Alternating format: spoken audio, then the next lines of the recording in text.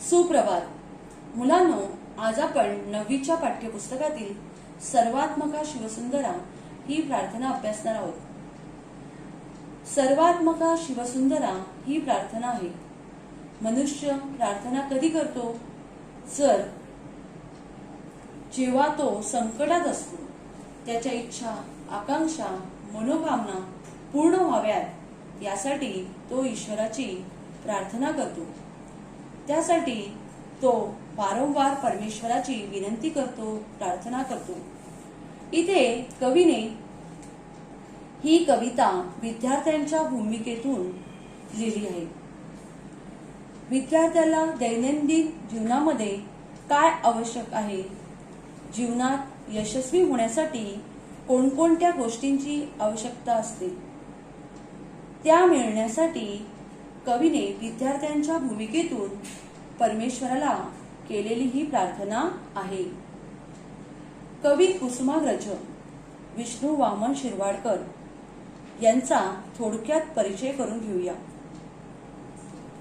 कुसुमाग्रज विष्णू वामन शिरवाडकर यांचा जन्म 1912, त्यांचा मृत्यू 1999.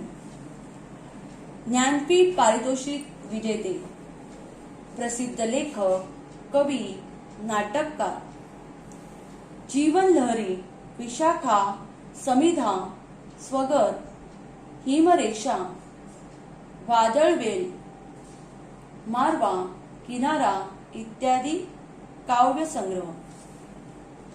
वैजयंती, राजमुकुट, कौतेय, नटसम्राट, वीज म्हणाली धरतीला, विदूषक इत्यादी नाटके प्रसिद्ध. त्यांचा जन्मदिवस 27 फेब्रुवारीला हा मराठी भाषा दिन म्हणून साजरा केला जातो. परमेश्वरास वंदन करून अंधारातून उजेडाकडे नेण्याची, संकटातही सामना करण्याची शक्ती कवी प्रस्तुत गीतातून मागत आहे. मुलांनो, ही जी प्रार्थना आहे ती एकदा वाचते, तुम्ही त्याच्याकडे नीट लक्ष द्या. सर्वात्मका शिवसुंदरा, स्वीकार या अभिवादना. तिमिरातुनी तेजाकडे, प्रभू आमच्या ने जीवना. सुमनात तू, गगनात तू, ताऱ्यांमध्ये फुलतोस तू. सद्धर्म जे जगतामध्ये, सर्वात त्या वसतोस तू. चोहीकडे रूपे तुझी, जाणीव ही माझ्या मना. शमतोस तू शेतामध्ये, तू राबसी श्रमिकांसवे. जे रंजले वा गांजले, पुसतोस त्यांची आसवे. स्वार्थाविना सेवा जिथे, तिथे तुझे पद पावना. न्यायार्थ जे लढती रणी, तलवार तू त्यांच्या करी. ध्येयार्थ जे तमी चालती, तू दीप त्यांच्या अंतरी. ज्ञानार्थ जे तपती मुनी, होतोस त्यांची साधना. करुणा करा करुणा तुझी, असता मला भय कोठले. मार्गावरील पुढती सदा, पाहीन मी तव पाऊले. सृजनत्व या हृदयामध्ये, नीच जागावी भीती विना. मुलांनो, ही कविता मी तुम्हाला वाचून दाखवली. आता या कवितेच्या पहिल्या कडव्यामध्ये बघा कवी आपल्याला काय सांगतोय. सर्वात्मका शिवसुंदरा, स्वीकार या अभिवादना. सर्वात्मका शिवसुंदरा, स्वीकार या अभिवादना. तिमिरातुनी तेजाकडे, प्रभू आमच्या ने जीवना. सुमनात तू, गगनात तू, ताऱ्यांमध्ये फुलतोस तू. सद्धर्म जे जगतामध्ये, सर्वात त्या वसतोस तू. चोहीकडे रूपे तुझी, जाणीव ही माझ्या मना. आता या कडव्यामध्ये कठीण शब्द आलेले आहेत ते बघा. सर्वात्मका म्हणजे सर्व विश्वात व्यापलेला असा परमेश्वर. शिवसुंदरा, शिव म्हणजे पवित्र आणि सुंदरा म्हणजे सौंदर्यशील. म्हणजे शिवसुंदर याचा अर्थ पवित्र व सौंदर्यशील असलेला परमेश्वर. अभिवादन म्हणजे नमन, वंदन, नमस्कार. तिमिरातून याचा अर्थ अंधारातून, तिमिर म्हणजे अंधार. तेजाकडे म्हणजे प्रकाशाकडे, तेज म्हणजे प्रकाश. सुमन, सुमन म्हणजे फूल. सदधर्म म्हणजे चांगली शिकवण देणारी विचार प्रणाली. सद म्हणजे चांगला, येथे धर्म म्हणजे चांगली विचारधारा हा अर्थ घ्यायचा. वसतो, वसतो म्हणजे राहतो. चोहीकडे म्हणजे चारही बाजूला. रूपे, रूपे म्हणजे मूर्ती. जाणीव म्हणजे समजणे. माझ्या मना म्हणजे माझे हृदय. आता आपण या कडव्याचा अर्थ समजून घेऊया. सर्वात्मका शिवसुंदरा स्वीकार या अभिवादना. तिमिरातुनी तेजाकडे प्रभू आमच्याने जीवना. या पहिल्या ओळीचा अर्थ बघा. सर्वात्मका म्हणजे सर्व विश्वात व्यापलेला, म्हणजे ज्याने सर्व विश्व व्यापले आहे असा परमेश्वर. जो शिव म्हणजे पवित्र, सुंदर, सौंदर्यशील आहे असा तू परमेश्वर आहे. आमचे अभिवादन, नमन तू स्वीकार कर. तिमिरातुनी तेजाकडे प्रभू आमच्या ने जीवना. कवी येथे म्हणतो तिमिर म्हणजे अज्ञान. कवी म्हणतो, हे प्रभू, आमच्या अज्ञान रूपी अंधाराला तू ज्ञानरूपी तेजाकडे घेऊन जा. आमच्या जीवनातून अज्ञान दूर करून ज्ञानाचा प्रकाश उजळू दे. आपण परमेश्वराकडे काही मागताना त्याची स्तुती करतो. तसेच कवीही परमेश्वराची स्तुती करताना म्हणतात, सुमनात तू, गगनात तू, ताऱ्यांमध्ये फुलतोस तू. सद्धर्म जे जगतामध्ये, सर्वात त्या वसतोस तू. चोहीकडे रूपे तुझी, जाणीवही माझ्या मना. सुमन म्हणजे पुष्प, फूल. तू फुलात, आकाशात राहतो. इतकेच काय तर तू ताऱ्यांमध्येही राहतो. या जगामध्ये जे जे चांगले विचार कार्य करणाऱ्या व्यक्ती आहेत त्या सर्वात तू राहतो. चांगले विचार म्हणजे तहानलेल्याला पाणी देणे, भुकेलेल्याला अन्न देणे, गरजू लोकांना मदत करणे इत्यादी. ही जी आजूबाजूला चोहीकडे चांगल्या विचारांची माणसे आहेत, त्यात ती तुझीच रूपे आहेत ह्याची माझ्या मनाला जाणीव आहे. असा तू सर्वव्यापी परमेश्वर आहे. या पहिल्या कडव्याचा अर्थ असा आहे. दुसरं कडवं बघा. शमतोस तू शेतामध्ये, तू राबसी श्रमिकांसवे. जे रंजले वा गांजले, पुसतोस त्यांची आसवे. स्वार्थाविना सेवा जिथे, तिथे तुझे पद पावना. या कडव्यामध्ये आलेले कठीण शब्द बघा. शमतोस म्हणजे कष्ट करतो. राबसी म्हणजे खूप कष्ट करतो, मेहनत करतो. श्रमिकांसवे म्हणजे कामगारांसोबत. रंजले गांजले म्हणजे दुःखी, पीडित. आसवे, आसवे याचा अर्थ अश्रू. स्वार्थाविना म्हणजे निस्वार्थपणे. स्वार्थाविना याचा अर्थ निस्वार्थपणे. सेवा, सेवा म्हणजे मदत, पद, पद याचा अर्थ पाय किंवा चरण. पावना, पावना याचा अर्थ पवित्र.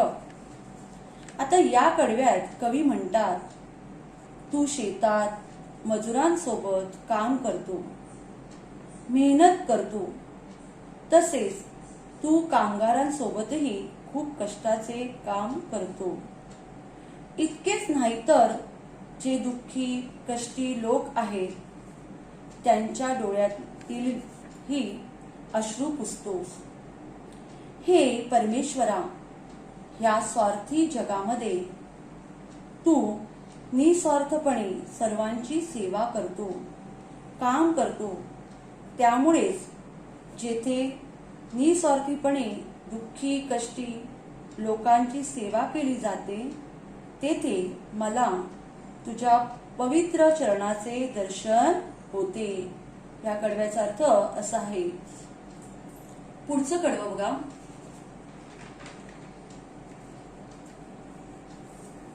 तिसरं कडवं. न्यायार्थ जे लढती रणी, तलवार तू त्यांच्या करी. ध्येयार्थ जे तमी चालती, तू दीप त्यांच्या अंतरी. ज्ञानार्थ जे तपती मुनी, होतोस त्यांची साधना. आता न्यायार्थ याचा अर्थ आहे न्याय मिळवण्यासाठी. रणी, रणी याचा अर्थ रणभूमी. रण याचा अर्थ युद्ध. करी, करी याचा अर्थ हातात. कर म्हणजे हात किंवा हस्त पण म्हणू शकतात. कर म्हणजे हात किंवा हस्त. ध्येयार्थ म्हणजे ध्येयासाठी, ध्येय प्राप्त करण्यासाठी. तमी, तमी म्हणजे अंधारात. तम याचा अर्थ अंधार. दीप, दीप याचा अर्थ दिवा. अंतरी, अंतरी याचा अर्थ मनात, हृदयात. ज्ञानार्थ, ज्ञानार्थ याचा अर्थ ज्ञान मिळवण्यासाठी. तपती, तपती याचा अर्थ तप करतात ते म्हणजे तपश्चर्या करणारे. मुनी, मुनी याचा अर्थ ऋषी. साधना म्हणजे व्रत, फलश्रुती. म्हणजेच येथे तप केल्यावर जे फळ प्राप्त होते असा अर्थ आहे, त्याला म्हणतात साधना. आता या कडव्याचा अर्थ आपण समजून घेऊया. कवीला यात असे म्हणायचे आहे की हे परमेश्वरा, जे लोक न्याय मिळवून देण्यासाठी जे रणांगणावर युद्ध करतात, जे सत्याच्या बाजूने लढतात, त्या योद्ध्यांचा हातातील तू तलवार होतोस. या जीवनात प्रत्येकाची काही ध्येय असतात. ते त्याच्यासाठी रात्रंदिवस कष्ट मेहनत करतात. ध्येय प्राप्त करण्यासाठी ते अंधारात चालतात. त्यांच्या अंतःकरणातला तू प्रकाश होऊन त्यांच्या मनाला आशेचा प्रकाशरूपी दीप दाखवतोस. आणि या कडव्याच्या शेवटची जी ओळ आहे, ज्ञानार्थ जे तपती मुनी, होतोस त्यांची साधना. त्याचा अर्थ असा आहे, येथे कवी सांगतो जे ज्ञान प्राप्त करण्यासाठी जे ऋषी मुनी, साधू संत तपश्चर्या करतात, तू त्यांची साधना होतोस. म्हणजेच त्यांनी तपश्चर्या केल्यावर जे फळ प्राप्त होते ते तुझ्याच कृपेने प्राप्त होते. त्यांची फलश्रुती सुद्धा तूच होतोस. या तिसऱ्या कडव्याचा अर्थ आपण पाहिला. आता पुढे बघूया चौथा कडवं. करुणा करा करुणा तुझी, असता मला भय कोठले. मार्गावरी पुरती सदा, पाहीन मी तव पावले. सुजनत्व या हृदयामध्ये, नीत जागवी भीती विना. आता करुणा करा, करुणा करा याचा अर्थ दयाळू असलेला. करुणा म्हणजे काय तर दया, माया. भय, भय याचा अर्थ भीती. सदा, सदा या शब्दाचा अर्थ नेहमी, सतत. तव, तव याचा अर्थ तुझी. सुजनत्व याचा अर्थ नवनिर्मिती करण्याची शक्ती. नीत, नीत याचा अर्थ नेहमी, सदैव, सतत. जागवी, जागृत करा. भीती विना म्हणजे भीती शिवाय. आता बघा या कडव्याचा अर्थ करुणा करा, करुणा तुझी. असता मला भय कोटले. या ओळीचा अर्थ बघूया.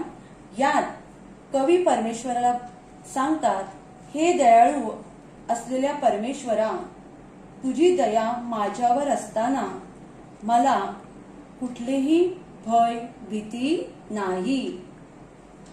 मार्गावरी पुढती सदा पाहीन मी तव पावले. यात कवी सांगतात, अज्ञानातून ज्ञानाकडे जाणाऱ्या मार्गावर माझा जो प्रवास आहे त्या मार्गावर मी तुझ्याच पावलांचे दर्शन घेऊन पुढे जाणार आहे. पुढची ओळ बघा. सुजनत्व या हृदयामध्ये नीत जागवी भीती विना. यात कवी परमेश्वराला म्हणतो, हे परमेश्वरा, या हृदयामध्ये कुठल्याही भीतीशिवाय नवनिर्मिती, नवे नवे काही निर्माण करण्याची आस, क्षमता आहे. ही सदैव जागृत ठेव. आता बघा पुढे आपण ही प्रार्थना मी तुम्हाला वाचून दाखवली. या प्रार्थनेच्या ओळींचा अर्थ सांगितला. मुलांनो, तुम्ही ही प्रार्थना व्यवस्थित मराठीच्या नोटबुकमध्ये लिहायचे. ती लिहून झाल्यानंतर आपण काही मी तुम्हाला शब्दार्थ दिलेले आहेत, जे पुस्तकात नाही आहेत, त्यामुळे मी तुम्हाला हे लिहून दिलेले आहेत. तर ते आपण शब्दार्थ बघूया. सर्वांचं लक्ष त्या शब्दार्थांकडे द्या. बघा, सर्वात्मका शिवसुंदरा कवी कुसुमाग्रज याच्यावर दिलेले हे शब्दार्थ आहेत. बघा, सर्वात्मका सर्व विश्वात व्यापलेला परमेश्वर. शिवसुंदरा पवित्र व सौंदर्यशील असलेला परमेश्वर. अभिवादन, वंदन, नमन, नमस्कार. तिमिर म्हणजे अंधार किंवा काळोख. तेजाकडे म्हणजे प्रकाशाकडे. प्रभू म्हणजे ईश्वर. सुमनात म्हणजे फुलात. गगनात म्हणजे आकाशात. सदधर्म चांगली शिकवण देणारा धर्म. कंसात लिहिलंय विचार प्रणाली. वसतोस म्हणजे राहतोस. आसवे म्हणजे अश्रू. रंजले गांजले म्हणजे दुःखी कष्टी किंवा पीडित लोक. आता पुढचे शब्दार्थ बघा. स्वार्थाविना म्हणजे मतलबाशिवाय. पावना म्हणजे पवित्र.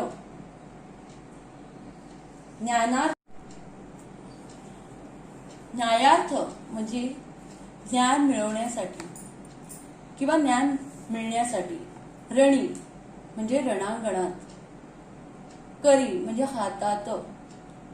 ध्येयार्थ म्हणजे ध्येयासाठी. अंतरी म्हणजे मनात, हृदयात. ज्ञानार्थ म्हणजे ज्ञान मिळवण्यासाठी. मुनी म्हणजे ऋषी, योगी, पुरुष. साधना म्हणजे सिद्धी, व्रत, फलश्रुती. करुणा दया किंवा माया. सदा, सतत, नेहमी. सुजनत्व म्हणजे नवनिर्मिती करण्याची शक्ती. हे सर्व शब्दार्थ जे मी वाचून दाखवले आता तुम्हाला, ते सर्व शब्दार्थ प्रार्थना लिहिल्यानंतर त्याच्याखाली शब्दार्थ तुम्हाला लिहायचे. मुलांनो, पुढे तुम्हाला मी एका वाक्यात उत्तर लिहा होमवर्क दिलेलं आहे. एका वाक्यात उत्तरे लिहा. पहिला प्रश्न, परमेश्वर कोणासोबत राबतो? परमेश्वर कोणासोबत राबतो? दुसरा प्रश्न, परमेश्वर यांचे अश्रू पुसतो. परमेश्वर यांचे अश्रू पुसतो. तिसरा प्रश्न, परमेश्वर येथे वसतो. तिसरा प्रश्न, परमेश्वर येथे वसतो. चौथा प्रश्न, कवी परमेश्वराला तिमिरातून कोठे नेण्याची विनंती करत आहेत? कवी परमेश्वराला तिमिरातून कोठे नेण्याची विनंती करत आहेत. या चारही प्रश्नांची उत्तरं तुम्ही एका वाक्यात व्यवस्थित उत्तरं लिहायची आहेत, पूर्ण वाक्यामध्ये. दुसरा खालील शब्दांचे समानार्थी शब्द लिहा. पहिलं सुमन, दुसरं गगन, तिसरं प्रभू, चौथं जीवन आणि पाचवं कर. हे समानार्थी शब्दांचे अर्थ सुद्धा मुलांना तुम्हाला लिहायचे. त्याच्यानंतर खालील शब्दांचे लिंग ओळखा. पहिलं शेत, दुसरं दीप, तिसरं तलवार आणि चौथं मुनी. याच्यानंतर आपण ही आज प्रार्थना पाहिली. प्रार्थना सांगितलं मी तुम्हाला, प्रार्थना लिहा, ती वाचा व्यवस्थित, वाचून तो अर्थ व्यवस्थित समजून घ्या जो मी तुम्हाला सांगितले तो. त्याचप्रमाणे मी तुम्हाला शब्दार्थ दिले, ते शब्दार्थ नीट लिहा. जो होमवर्क दिलेला आहे तो होमवर्क सुद्धा तुम्ही व्यवस्थित करा. मराठी नोटबुकमध्ये हे सर्व तुम्हाला करायचे. त्याच्यानंतर पहिल्या अगोदरच्या पिरियडला म्हणजे तुम्हाला मी संतवाणी शिकवली, संतकृपा झाली, त्याच्यात मधले भावार्थ आधारित 2 प्रश्नांची उत्तरं लिहायची राहिली होती.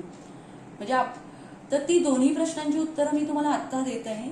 ती दोन्ही प्रश्नांची उत्तरं सुद्धा तुम्ही संतवाणी लिहून झाल्यानंतर त्याच्यानंतर ती प्रश्नांची उत्तरं लिहिल्यानंतर तुम्हाला ही प्रार्थनेनंतर शब्दार्थानंतर हा जो दिलेला होमवर्क आहे तो करायचा आहे. त्यामुळे मुलांना आपण ती दोन्ही प्रश्न पाहूया, कारण ते तुम्हाला स्वमतासाठी वगैरे किंवा ओळींचा स्पष्ट करा, अर्थ वगैरे, भावार्थ सांगा वगैरे यासाठी परीक्षेला येऊ शकतं.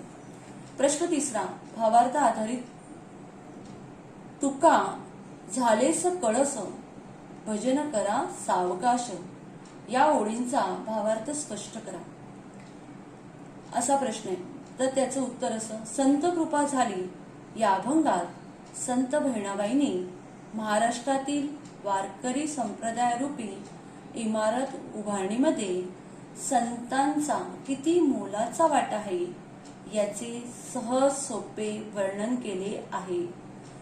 संत ज्ञानेश्वरांनी वारकरी संप्रदायरूपी इमारतीचा पाया घातल्यानंतर नामदेवांनी त्याचा प्रचार व प्रसार केला. त्यानंतर संत तुकारामांनी ही परंपरा पुढे नेली. त्यांनी या इमारतीवर जणू कळस चढवला, म्हणजेच त्यांनी वारकरी संप्रदायाला परिपूर्ण वैभव प्राप्त करून दिले. अशा या देवालयात आपण शांत चित्ताने भजन करून भगवत भक्तीचा आनंद लुटावा असे बहिणाबाई प्रस्तुत ओळीतून सांगत आहेत. मुलांनो, तुम्ही हे दुसरी जी संतवाणी आहे, संत कृपा झाली, त्याचे हे प्रश्न त्याच्याखाली व्यवस्थित लिहायचे आहेत. पुढचा प्रश्न असा आहे, ज्ञानदेवी रचिला पाया, उभारिले देवालया. या ओळींचा अर्थ स्पष्ट करा सांगितलं. लक्ष द्या. संत कृपा झाली या अभंगात संत बहिणाबाईंनी वारकरी संप्रदायरूपी इमारतीचा उभारणीमध्ये असलेले संत ज्ञानेश्वरांचे योगदान वर्णन केले आहे.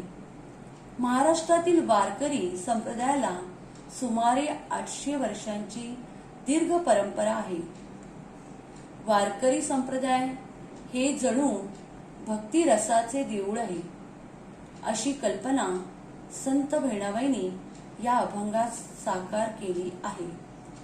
या वारकरी संप्रदायरूपी मंदिराची निर्मिती कशी झाली हे सांगताना संत बहिणाबाई म्हणतात की या देवालयाचा पाया संत ज्ञानेश्वरांनी घातला. पाया मजबूत असेल तर त्यावर इमारत उभी राहते. संत ज्ञानदेवांनी या देवळाचा पाया रचला व या देवालयाची उभारणी केली. संत ज्ञानेश्वरांनी वारकरी संप्रदायाची स्थापना केली. असे संत बहिणाबाईंना या चरणातून सुचवायचे आहे. मुलांनो, हे प्रश्न व्यवस्थित वाचा, व्यवस्थित लिहून घ्या आणि तुम्हाला काही अडलं तर तुम्ही विचारू शकता. धन्यवाद.